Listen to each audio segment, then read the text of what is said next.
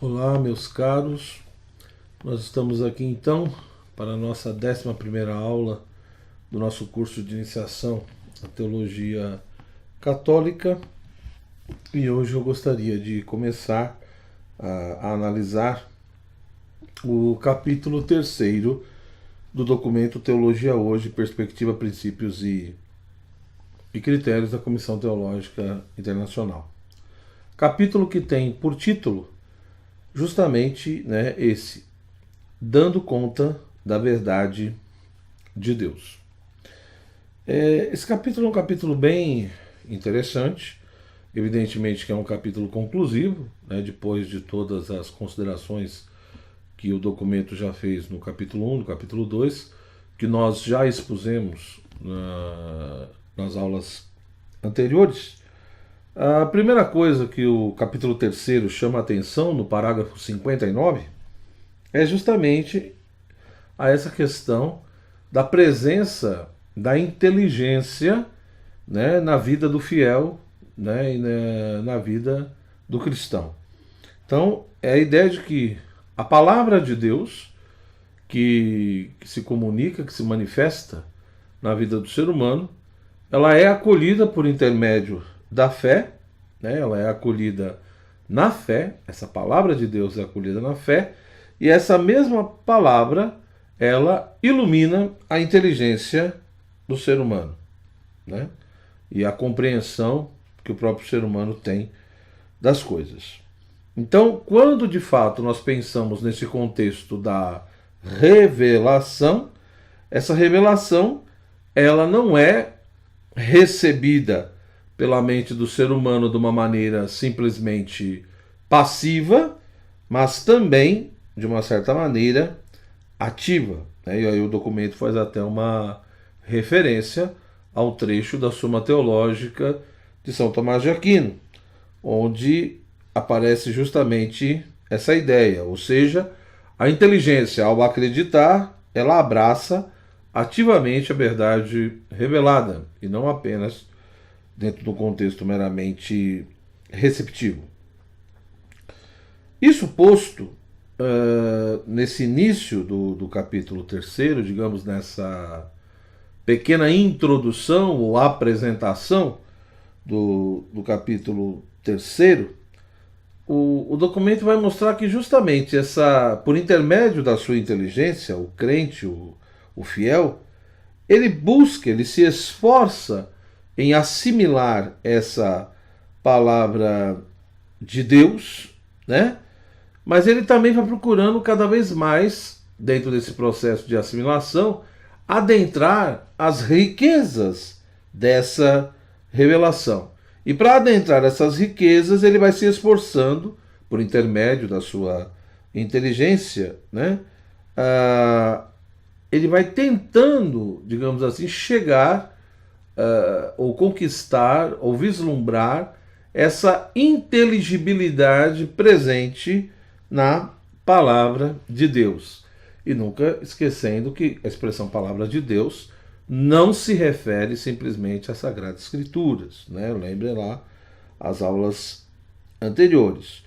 Ou seja, eu tenho ali toda essa dimensão do mistério de Deus, da palavra de Deus, desse fato da revelação, e por intermédio da inteligência, o fiel tenta adentrar essas riquezas da revelação, sem evidentemente ter a pretensão de esgotar essas riquezas, ele vai se esforçando por explorar essa inteligibilidade, ou seja, ele vai tentando conquistar e oferecer uma explicação racional da verdade de Deus.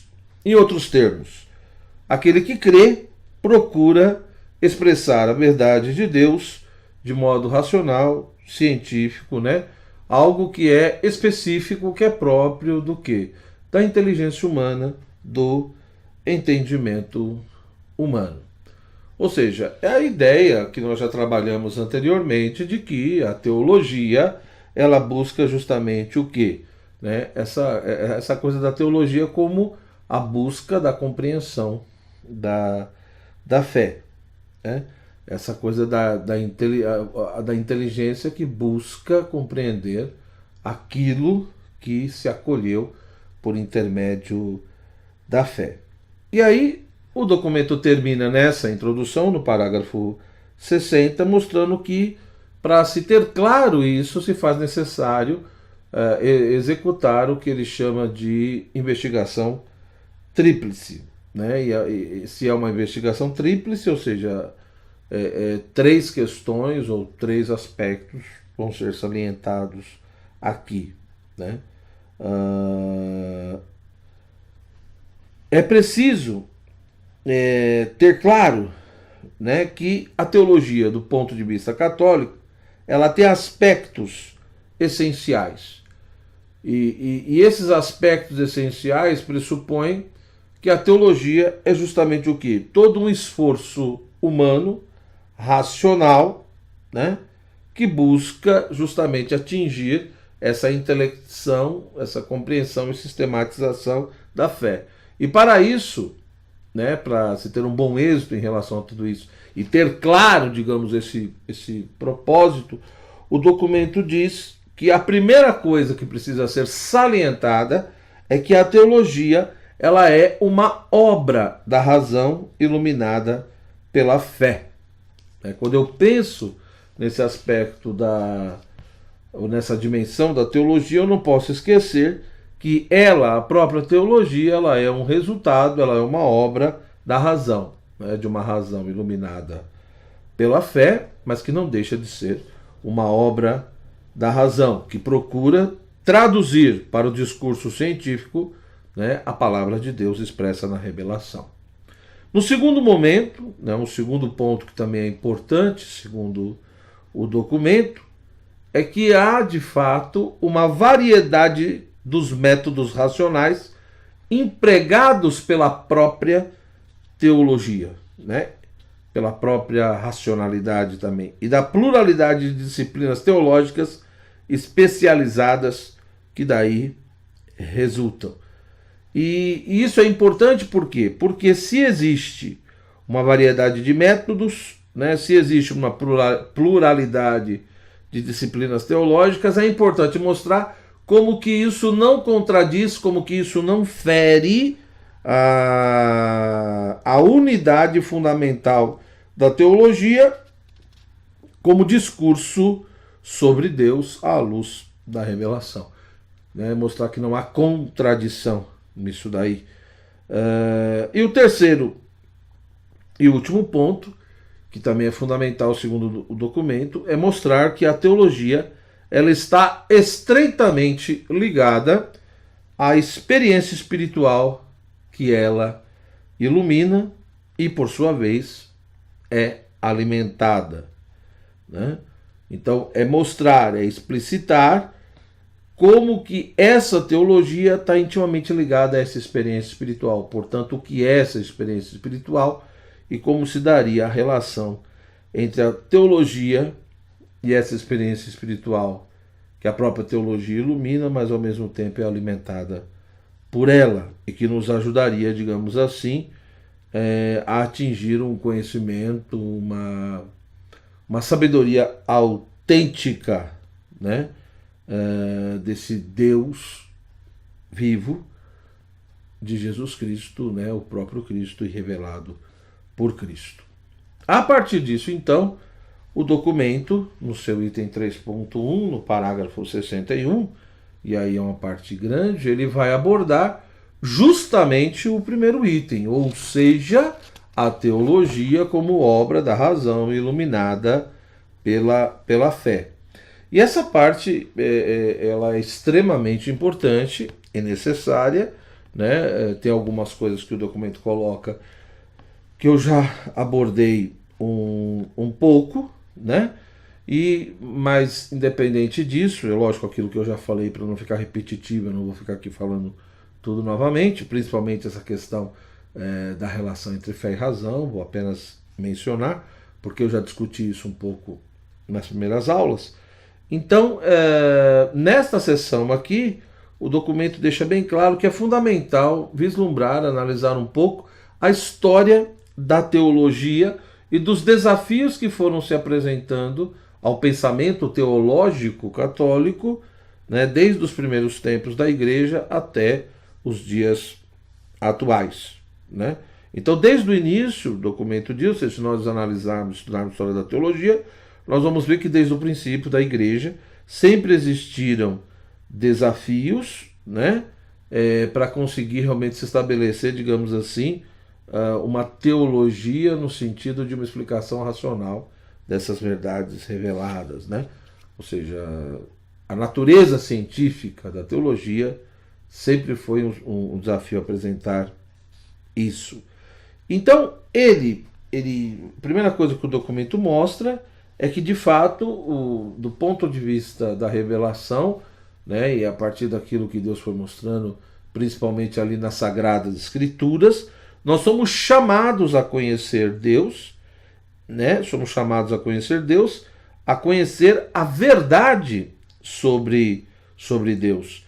E aí o documento vai fazendo referência a várias passagens bíblicas, como João, capítulo 17, versículo 3, onde diz: ora, a vida eterna é esta, que eles te conheçam a ti, o único Deus verdadeiro, e aquele a quem enviaste, Jesus Cristo.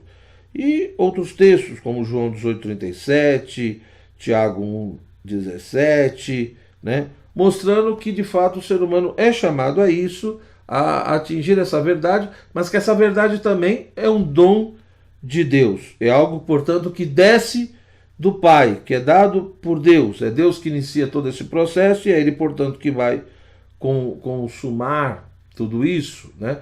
Que o Espírito Santo, se por um lado é o Consolador, é o Paráclito, por outro lado ele também é o Espírito da verdade, que portanto ilumina, que inspira a verdade ali nos fiéis e que guia os próprios fiéis a essa plenitude da verdade. Ora, a grande questão é que, se por um lado as Sagradas Escrituras chamam a atenção para isso, né, para esse chamado, para essa vocação profunda do ser humano de conhecer a Deus ou conhecer a verdade sobre Deus, e que isso, em primeiro lugar, em vez de uma mera conquista do ser humano, é um dom de Deus, pressupõe toda uma iniciativa divina. Deus é que toma a iniciativa de nos amar e de se revelar e de vir até nós.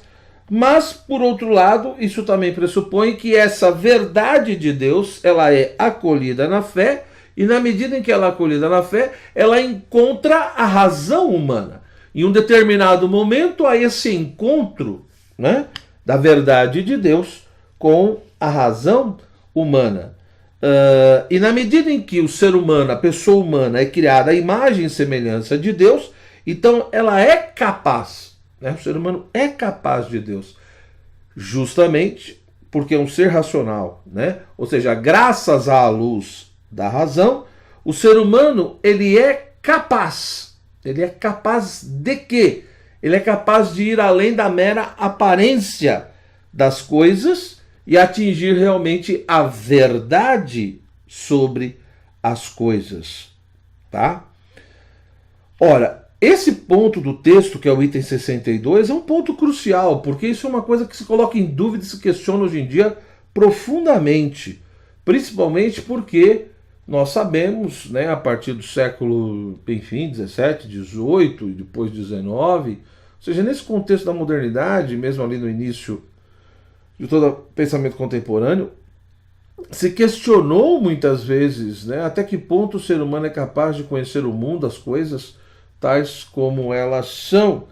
E o documento é bem claro, né? Ele diz: a referência comum à verdade, que é objetiva e universal. Então há uma referência a uma verdade comum e deixa bem claro o que é a verdade, né? Ou quais são as duas características centrais da verdade. A verdade é objetiva, ou seja, não é expressão meramente de uma subjetividade, de uma opinião.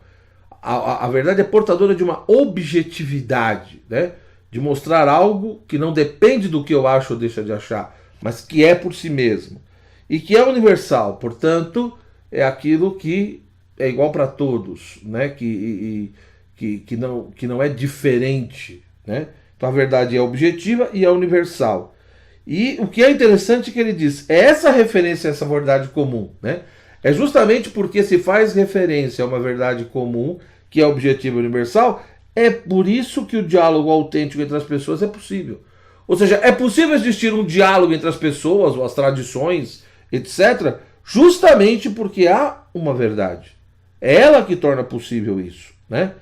E aí, para explicitar isso um pouco mais, o documento faz uma análise justamente sobre o modo de ser do espírito humano. Ou seja, o espírito humano tem um aspecto intuitivo e tem um aspecto racional. O que quer dizer isso?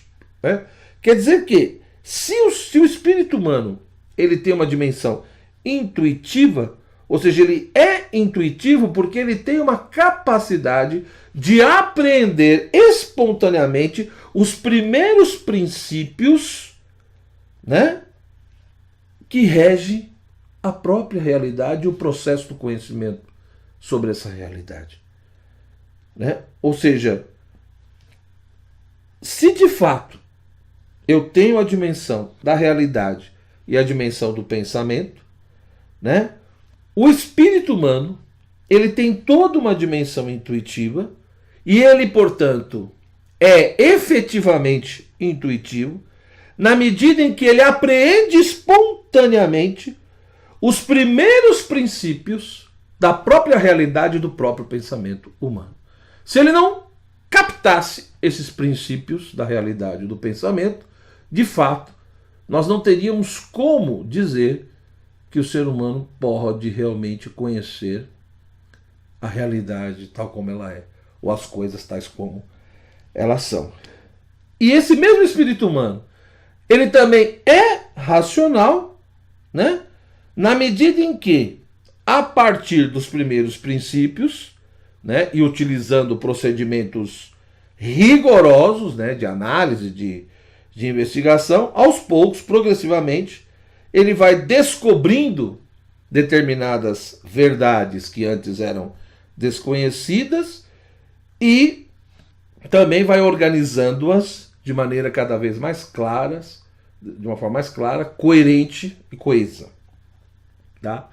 Então, isso é uma coisa que, repito, muitos filósofos e pensadores no século XVIII, XIX, início do século XX até hoje, questionam muito isso. Ou seja, existe muitas vezes a ideia de que a realidade nada mais é do que uma construção do meu pensamento, é uma construção da minha mente, é uma construção do meu intelecto. Então, é a ideia de que eu tenho o mundo, eu tenho a realidade, e que no fundo é o ser humano que imprime uma inteligibilidade à realidade, como se a realidade não tivesse uma inteligibilidade, uma estrutura própria. Né? E o que a igreja nesse documento está nos chamando a atenção é que nós não podemos esquecer que o ser humano, né, justamente porque possui a luz natural da razão, ele é capaz não só de Deus, mas ele é capaz de conhecer o mundo, as coisas, o real, tal como ele é, evidentemente, dentro daquilo que é possível ao espírito humano, né? E por quê? Porque o espírito humano tem tanto essa dimensão intuitiva quanto racional. Do ponto de vista intuitivo, apreende esses primeiros princípios da própria realidade do pensamento. E do ponto de vista racional, ele, a partir desses primeiros princípios, né, e utilizando toda uma metodologia rigorosa, ele vai aos poucos descobrindo verdades que antes desconhecia e vai conseguindo organizar de maneira coerente essas próprias verdades. Né? E no fundo, o que é a ciência, então? É a forma mais elevada que pode assumir o conhecimento racional, né? Ou a consciência racional. Então, a consciência racional do ser humano, quando ela atinge a ciência, ela está atingindo o seu ponto mais elevado, digamos assim. E a ciência, portanto, também designa uma forma de conhecimento capaz de explicar como e por que as coisas são como são. Ou seja, eu não só constato como uma coisa é, mas eu consigo explicar por que ela é do jeito que é. Quando eu consigo demonstrar, explicar como e por que uma coisa é do jeito que é, então eu estou adquirindo ciência no sentido amplo, né? Logo, o documento salienta então o quê? Que a razão humana, né, ela própria, partindo dessa realidade feita por Deus, dessa realidade criada, ela não se limita simplesmente a projetar algo sobre a realidade, né? Com toda a sua riqueza e complexidade, ou seja, uma estrutura de inteligibilidade, mas ela se adapta à inteligibilidade intrínseca da realidade. Então, se por um lado, aquele que conhece por intermédio da sua razão, ele pode projetar algo sobre a realidade, né? Ou seja, ele pode estabelecer, né, ou tentar colocar ali uma certa estrutura de inteligibilidade. Se por outro lado, se por um lado há essa participação dessa pessoa, desse sujeito que conhece, por outro lado, existe também toda uma capacidade de adaptação, né? A razão humana, ela também se adapta a uma inteligibilidade que é inerente, que é intrínseca à própria realidade. Ora, se é assim, né, tem um outro ponto que o documento chama a atenção, que ele procura mostrar, é que conforme cada objeto, né, ou de acordo com a particularidade de cada aspecto que está sendo analisado na realidade, a razão pode aplicar métodos diferentes, né, que estejam de acordo com o próprio objeto analisado. Isso não é nem um absurdo nem contraditório, ou seja, a racionalidade continua sendo uma, mas por outro lado ela pode assumir uma pluralidade de formas, né, e de instrumentos rigorosos. Da mesma maneira, a ciência também pode assumir essa forma pluriforme, né? Porém, o documento chama atenção para uma coisa importantíssima, que é essa tendência, essa postura predominante, principalmente no mundo contemporâneo e até na questão moderna. Muitas vezes se usa a palavra ciência, ou se reserva o termo ciência, só para as ciências exatas, né? E, portanto, qualquer outro tipo de conhecimento que não consegue se submeter aos critérios e à metodologia dessas ciências não é considerada ciência, mas é considerado uma mera opinião ou, no fundo, um conhecimento totalmente irracional. E o documento deixa bem claro que, no fundo, isso é uma postura que reduz a racionalidade, né, a um aspecto, ou seja, a racionalidade ela não é tão redutiva, né? Então essa postura é profundamente redutiva e inadequada sobre a racionalidade, tá certo? Então, para nós podermos ter essa compreensão um pouco mais clara e até chamar, por exemplo, a teologia de ciência, nós precisaríamos ter uma visão um pouco mais ampla, uma compreensão um pouco mais ampla desses termos, como o documento procura mostrar, mas principalmente uma compreensão clara também dessa relação da fé e da razão, o que de fato é a razão e o que é a fé, e é o que o documento tenta mostrar, né, a partir do parágrafo 63, depois no 64. Né? Eu não vou retomar muito isso porque eu já discuti em aulas passadas, mas no fundo ele diz que a verdade da palavra de Deus ela deve ser examinada, investigada por aquele que crê, e ele diz que a partir disso que começa, né, o intellectus fidei, né, essa busca do próprio entendimento da fé, né, e que o objetivo desse intellectus fidei não é substituir a fé. E aí, a partir disso, o documento vai mostrando como que, de fato, deve haver essa colaboração entre fé e razão. Ou seja, a fé, ela é extremamente beneficiada e pode ser muito bem ajudada por esse exercício da razão, mas a razão também é muito beneficiada quando se abre a fé, né? Ou seja, a razão protege a fé de todo tipo de crendice, superstição, toda aquela coisa do fideísmo e as suas implicações e consequências negativas, mas também a fé estimula a razão, alarga os seus horizontes, amplia, né, sua capacidade de visão e por um lado vai, né? Ou seja,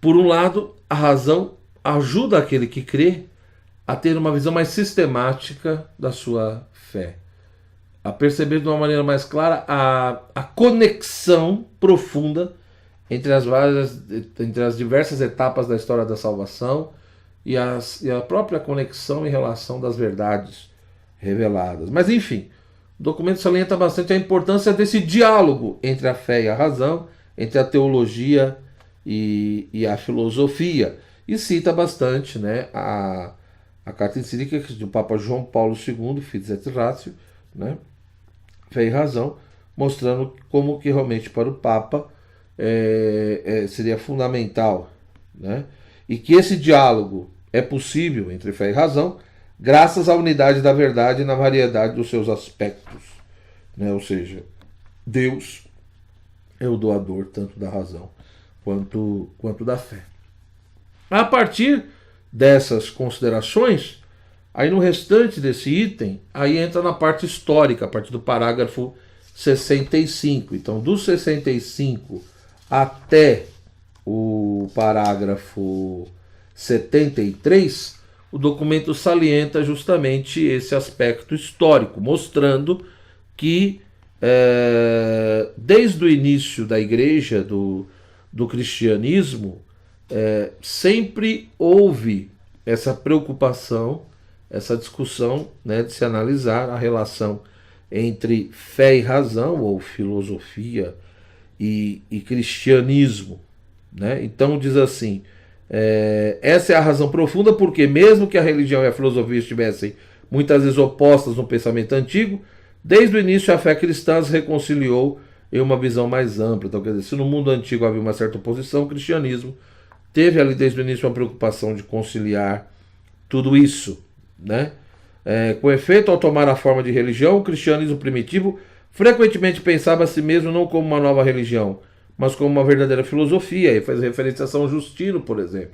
Ou seja, ali no início da igreja, muitas vezes, o cristianismo não só se apresentava como religião, mas como uma verdadeira filosofia, né? Os padres da igreja procuraram muitas vezes, né, mostrar que o cristianismo, a partir do seu pensamento, da sua teologia, né, não era nem uma teologia mítica, que ficava narrando a história dos deuses lá e negava a transcendência do divino, e nem também de uma teologia política, né, onde se tinha uma abordagem meramente sociológica da religião e uma perspectiva totalmente utilitarista, né, usando a religião para propósitos de poder, né? Ou seja, os padres da igreja, como Santo Agostinho e outros, procuram mostrar essa dimensão de uma teologia natural, né, que tenta realmente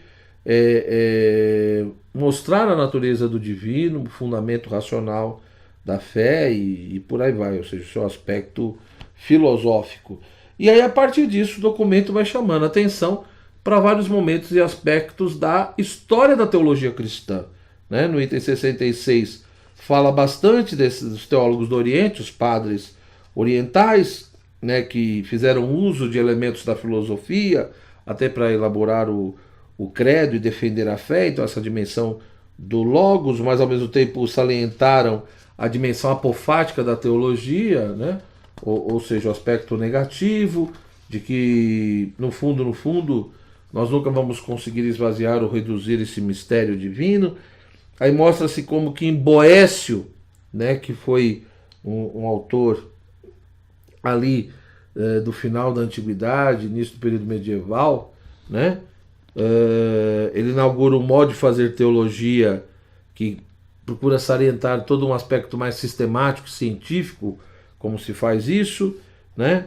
E aí mostra-se como que no período medieval esse intellectus fidei, né, essa busca da compreensão da fé, foi assumindo forma diferente, como a própria Lexio Divina, ou seja, buscar, nessa busca do entendimento da fé, não foi feita apenas de uma única forma. Eu posso buscar essa compreensão, né, da fé de diversas maneiras, e não simplesmente através de um curso oficial de teologia. Né? A Lexio Divina é um exemplo disso. Né? Mas isso teve uma consequência, né? Ou seja, foram evidentemente surgindo outras formas de buscar esse modo, enfim, de compreender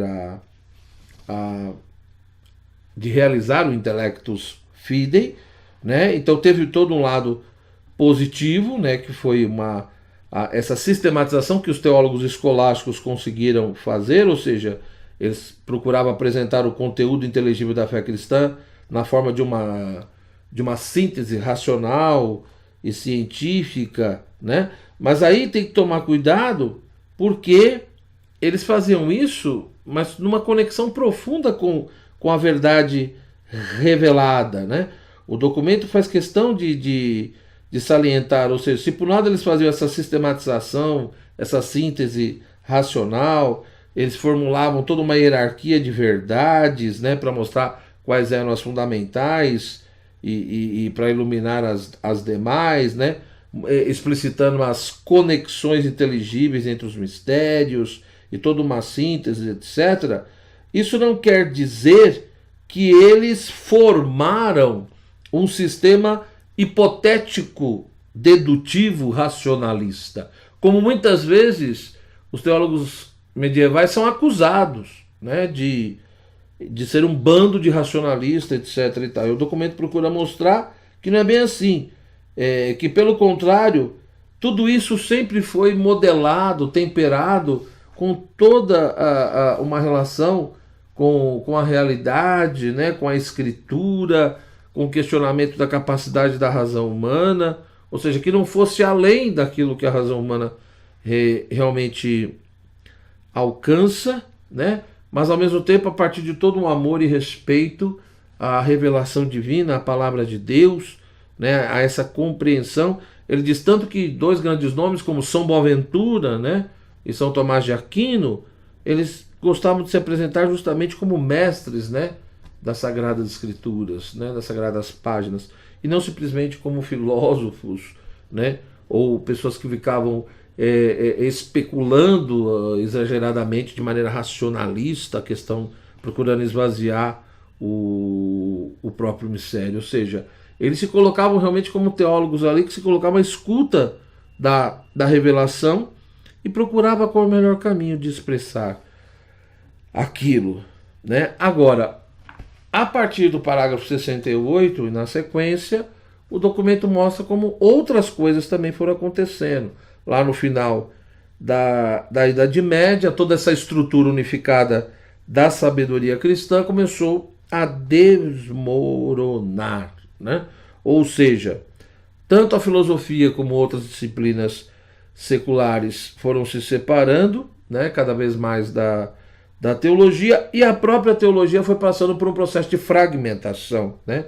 Um monte de especializações foi surgindo. Além disso, segundo o documento, muitas vezes foi se afastando muitas dessa questão da palavra de Deus, de refletir sobre a palavra de Deus, aqui no caso, no sentido mais da Sagrada Escritura, e o aspecto especulativo ou puramente filosófico sobre as questões religiosas foi ganhando muita força, né? E aí, portanto, ele diz que a teologia, ao passar por isso, né, foi-se, por um lado, ter a questão da vida espiritual, da espiritualidade de um lado e da teologia do outro. Então, muitas vezes, a teologia, se por um lado foi adquirindo toda uma dimensão universitária racional, mas por outro lado também, essa dimensão, às vezes, da espiritualidade ou da vida espiritual foi perdendo essa fundamentação racional e essa sistematização, né? Ele diz, ao mesmo tempo, talvez devido a esse abandono das escrituras, perdendo-se de vista a sua dimensão teológica e a sua finalidade espiritual. E a vida espiritual começou a se desenvolver separadamente de uma teologia universitária racional. Os dois lados se perderam, né? Ou seja, uma teologia meio muito dedutiva, racionalista, perdendo a dimensão mística e espiritual, mas também toda uma espiritualidade muitas vezes sentimentaloide, sem muito fundamento racional. Aí ele coloca como que talvez a teologia escolástica foi criticada ali no contexto da reforma, devido talvez a esses excessos, né? A essa racionalidade da fé. Talvez que ele coloca a gente sempre nesse sentido do talvez, do valor excessivo aí, né? Mas o documento é muito interessante que ele deixa bem claro que a resposta católica foi muito interessante, ou seja, por um lado a resposta católica não nega a questão do pecado, porque essa era a crítica, né? Ou seja, principalmente na Reforma de Lutero e outros, de que se estava se falando tanto de filosofia e da razão, é como se o pecado original não tivesse prejudicado tudo isso. A igreja não nega a questão do pecado, ou a ferida que o pecado gerou na razão, mas a igreja faz questão de deixar bem claro que o pecado não destruiu a natureza humana, não destruiu a razão, ou seja, ela continua tendo em toda uma autoestima a antropologia da imagem de Deus e, portanto, essa capacidade que o ser humano tem e a responsabilidade que ele tem. Uma razão ferida pelo pecado, mas que ainda preservou algumas coisas. E é justamente na igreja que é o lugar onde Deus pode ser verdadeiramente conhecido e a ciência da fé verdadeiramente desenvolvida, né? Então, dessa maneira, o documento diz a Igreja Católica manteve aberta a possibilidade de diálogo com a filosofia e tantas outras áreas do saber. E por fim, o documento finaliza mostrando como que no período do Iluminismo essa crítica feita à fé e à teologia foi muito mais radical, né? Em muitos casos a teologia católica reagiu apenas defensivamente, tentando fazer uma apologética e segundo o documento isso às vezes trouxe mais dificuldades, problemas do que ajuda, e que hoje em dia nós vivemos um novo desafio, né, nessa questão da pós-modernidade, porque o intelectus fide novamente ele é problematizado, ou seja, até que ponto realmente é possível ter uma compreensão da fé, justamente porque hoje, principalmente, o conceito de verdade ele parece muito problemático, né? Ou seja, até que ponto é possível dizer que existe apenas uma verdade, se esse conceito realmente não poderia levar a uma intolerância ou violência. E o documento lembra, nesse parágrafo 71, que a igreja, até hoje, a teologia católica, ela continua defendendo aquela coisa de que a razão é capaz de alcançar a realidade das coisas, a verdade das coisas, né? Mas o problema é que hoje em dia tudo isso é questionado. Então isso é visto como um desafio. Por quê? Porque essa dimensão e orientação metafísica da filosofia continua em crise, continua sendo questionada pela maioria dos acadêmicos, digamos assim, né? Mas ao mesmo tempo o documento diz que a teologia pode ajudar a superar essa crise e a revitalizar uma metafísica autêntica, né? E aí mostra como que para o Papa João Paulo II, no seu documento, né, Fé e Razão, ele, se por um lado ele rejeitou o ceticismo filosófico, ou seja, essa coisa de exagerar muito na fraqueza da razão humana, onde ela não é capaz de conhecer a verdade, conhecer o real tal como ele é, e também criticou o fideísmo. Então o documento mostra que, do ponto de vista do Papa, a filosofia ela é reconhecida como ciência autônoma e como um interlocutor crucial para a teologia, ou seja, a teologia de fato precisa da filosofia, precisa haver esse resgate da filosofia, porque sem a filosofia a teologia não pode criticar adequadamente a validade de suas afirmações, nem esclarecer suas ideias, nem compreender corretamente as diferentes escolas de pensamento. Então, se por um lado a palavra de Deus é o ponto de partida e a fonte da teologia, né? Por outro lado, a filosofia também pode ajudar isso. Por quê? Porque se a palavra de Deus é a própria verdade, e se a filosofia é a busca humana da sabedoria da verdade, então a filosofia pode contribuir para a compreensão da palavra de Deus de uma certa maneira. Então, esse intercâmbio, ou seja, entre filosofia e teologia se faz necessário. Lógico que aqui tem que se tomar um cuidado, ou seja, de qual filosofia estamos falando. Com certeza não é de qualquer filosofia. Ou seja, se eu pegar qualquer escola filosófica e qualquer tipo de filosofia e tentar articular com a teologia, eu só vou aprofundar essa crise. E me parece que hoje é o que está acontecendo é isso. Né? Hoje pega-se determinados pressupostos filosóficos advindos do mundo moderno e contemporâneo e tenta-se fazer teologia a partir disso. E aí gera essa crise que nós estamos vivendo hoje. E aí nessa primeira parte o documento termina mostrando que mais um critério da teologia católica é que ela deve se esforçar para fazer uma apresentação científica e racional das verdades da fé cristã. Ou seja, a teologia católica tem essa preocupação, essa característica de apresentar a fé cristã de uma maneira científica e racional. E para conseguir atingir esse fim, ela necessita fazer uso da razão, né? Tem que saber usar a razão e tem que reconhecer a forte relação entre a fé e a razão. Em primeiro lugar, né, essa razão que é filosófica, né, que é capaz de superar tanto o fideísmo, mas também todo tipo de racionalismo, de ceticismo. Tá? Então, na nossa próxima aula, nós vamos finalizar aqui essa parte, esse capítulo 3º, falando sobre a unidade da teologia, na pluralidade de métodos e disciplinas, e sobre aquela questão da teologia, a espiritualidade, que ela ilumina e ao mesmo tempo se alimenta. E aí nós finalizamos esse documento. Muito obrigado pela sua atenção. Espero que a aula ajude nas suas meditações e reflexões. Obrigado, que você possa dar uma olhada, tem minha página no Facebook, né, o canal, se você ainda não se inscreveu, possa se inscrever, e meu site, enfim, e espero que esteja ajudando. Muito obrigado pela sua atenção e até a nossa próxima aula. Até mais, tchau.